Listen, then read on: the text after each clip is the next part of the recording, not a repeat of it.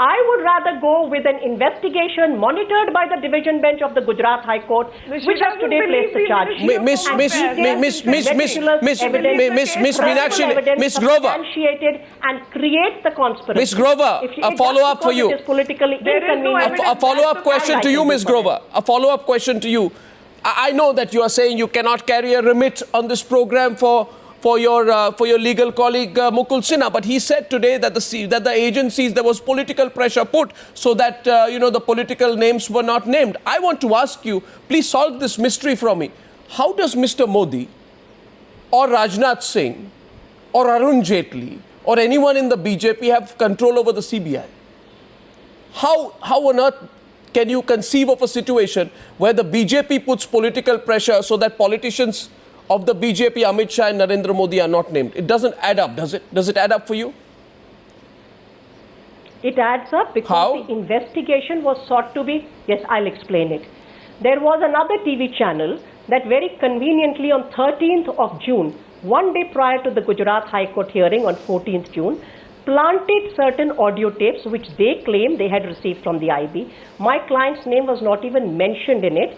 The anchor there concocted that her name finds reference. It's another matter. We have initiated legal proceedings against them.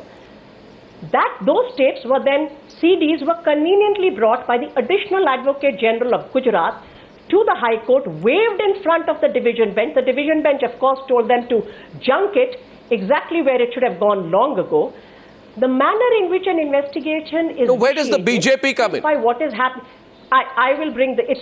I have actually explained that it is more than the BJP, but the BJP stood to gain from planting those kind of stories, stands to gain by vitiating the atmosphere. All we are asking since 2004 is an investigation to the bottom of it. Ms. Grover. How the BJP operates, who are people who owe them ideological affiliation. Ms. Grover. Mr. Goswami, I think you are sharper than this. No, Ms. Grover. No, Ms. Grover, I'm not as sharp as you. Ms. Grover, the question is simply this. I just want to know from you. I am aware. Do not try and simplify. Do not try and simplify what is actually a situation. How does the, I don't know. I thought the BJP was complaining about the Congress running the CBI. Rajendra Kumar needs to be arrested.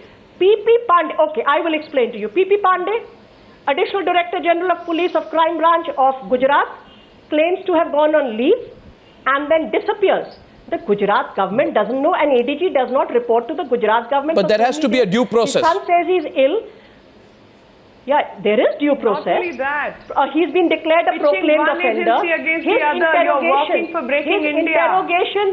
His interrogation is essential to get to the bottom of was there any IB input or not.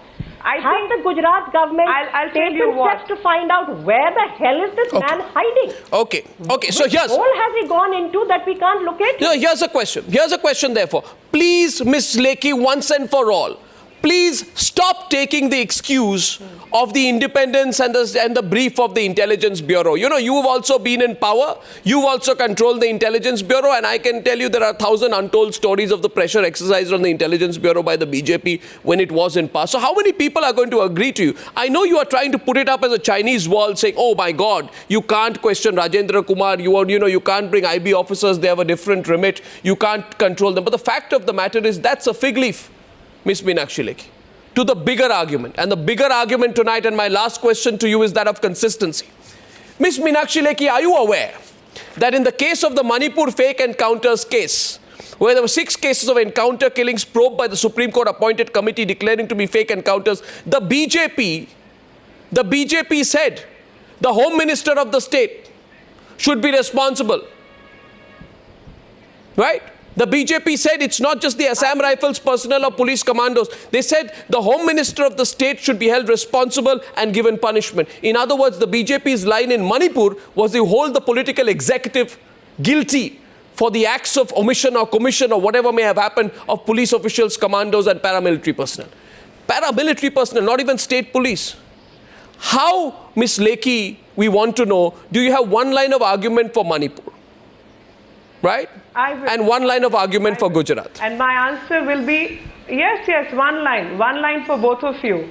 The human rights workers and the TV channels. there was an encounter, if nowhere else, Delhi, which is the home state for Ms. Grover and for me too. And that was found to be subsequently a fake encounter. And Delhi being a union territory, the responsibility of that fake encounter in Trans Yamuna lied with the Home Minister along with the Prime Minister and the Lieutenant Governor. Nobody remembers those cases, including all the news channels forget all those cases. And all TV channels forget that Uttar Pradesh had the maximum number of encounter killings, where even the Chief Minister went but on you answered my question on Manipur. In this. Andhra Pradesh, my question is about your credibility. My question is about the credibility of media. Why do you raise 12 encounter cases in Gujarat repeatedly and forget hundreds and thousands of cases? Isn't that the last line of argument to try and shoot the messenger? You haven't answered my question on Manipur. But in any case, it's all right. Miss Lekhi, I know whether it's Congress or BJP, which side. Eventually, go after the messenger. I understand that. But I don't think you've answered my question on Manipur. It's not the messenger. My question is the messenger. My question Why does the messenger not reach where messenger should reach? There are hundreds of cases. The messenger is asking you. The messenger is asking you. Why do you say in Manipur go after the Home Minister? The facts. And another line of argument is, in this case, even today's CBI charge sheet says it was a joint operation between the state police and the IB. Now, IB works under the UPA. You didn't answer my question on Manipur. At that time, and state was under me. So all the more reason. Well, you didn't answer my question on Manipur. I have nothing to do with it. Well, it's your party which has something to do with it.